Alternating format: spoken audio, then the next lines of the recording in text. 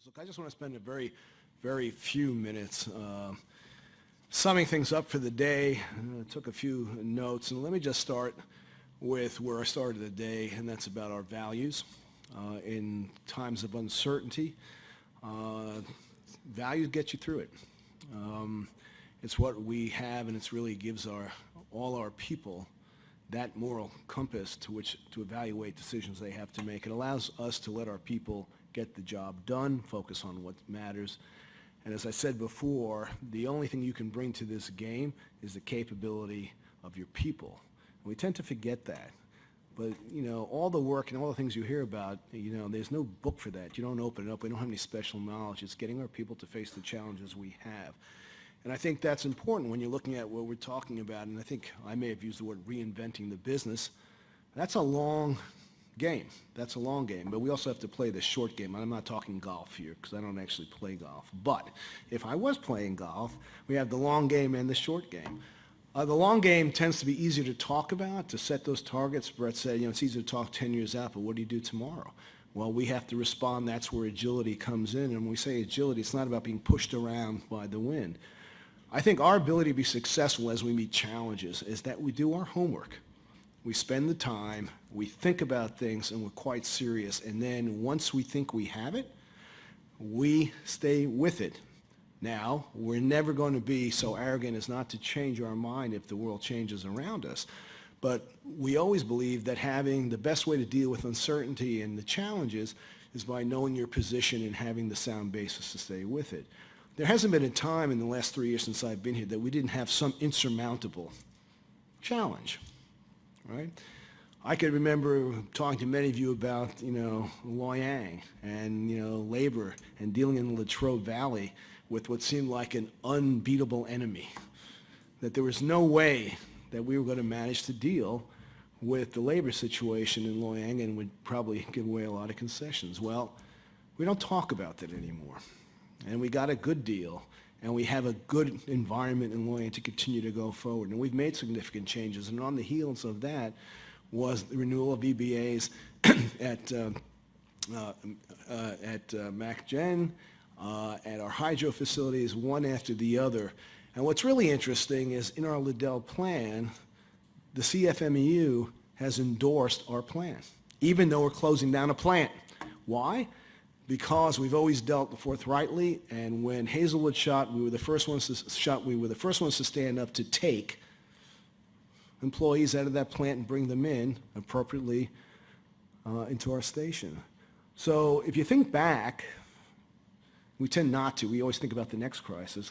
Look at the track record, the challenges that we've had, and the risks that we've managed, and the things we've put to bed, one after the other after the other. And that's because we do our homework, we're serious, and we believe and we bring passion to that game. Customer markets, big challenges. You heard them all. Affordability, driving out costs.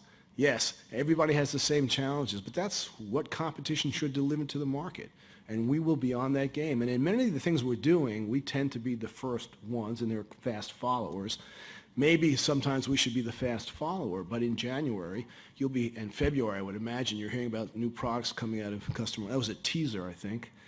So you can think about that over the rest of the month, but new things coming along.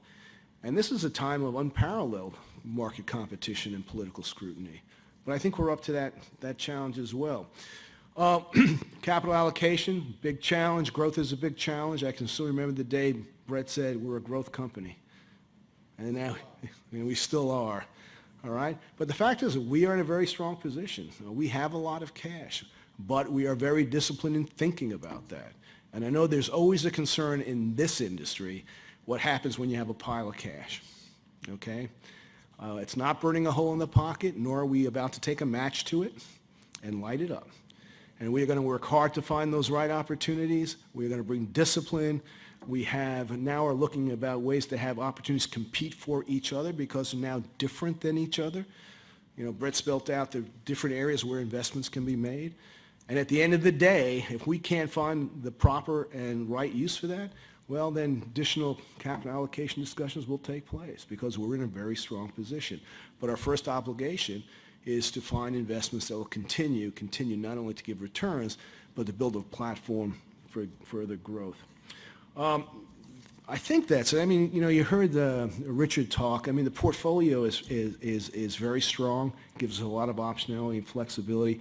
So overall, if this was the State of the Union address, I want to talk politics for a minute. I'm very pleased that Roy Moore lost the Alabama Senate election, so my faith is restored in humanity. Okay?